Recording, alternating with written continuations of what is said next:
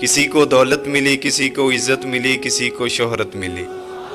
کتنے خوش نصیب ہیں ہم کہ ہمیں اپنے آقا کی محبت ملی۔ ایک بات ہمیشہ یاد رکھنا اس بات کو، لکھ لینا کہ آقا کی امت گناہگار ہو سکتی ہے مگر غدار نہیں ہو سکتی، غدار نہیں ہو سکتی۔ آپ آزما کر دیکھ لیں، کوئی ایسا شخص ڈھونڈ لیں جو مکمل طور پہ دنیا دار ہو، نماز بھی 5 وقت کی باقاعدگی کے ساتھ نہ پڑھتا ہو، لیکن آپ اس کے سامنے اپنے آقا کا نام لے کر دیکھیں، تڑپ جائے گا، مچل جائے گا، جھوم اٹھے گا۔ او میرے بھائی، اگر آپ مجھ سے پوچھیں نا تو میں آپ کو بتاؤں آقا کی محبت میں کیا کمال ہے، کیا کمال ہیں۔ آپ دیکھیں نا اس معاشرے میں، اس دنیا میں شاید ہی کوئی ایسا ہو جو 100% باعمل ہو، ورنہ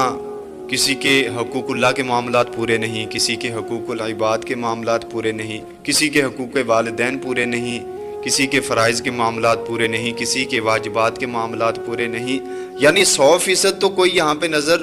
بہت مشکل سے آئے گا۔ اس کا مطلب یہ ہے کہ اگر ہم جنت میں جائیں گے تو اپنے عملوں کے سر پہ تو نہیں جائیں گے جب پورے ہی نہیں، لیکن ایک بات سچ ہے یہ بات، اگر ہم جنت میں جائیں گے تو آقا کی محبت کے صدقے سے جائیں گے۔ جے میں ویکھاں عملاں والے تے کچھ نہیں میرے پلے،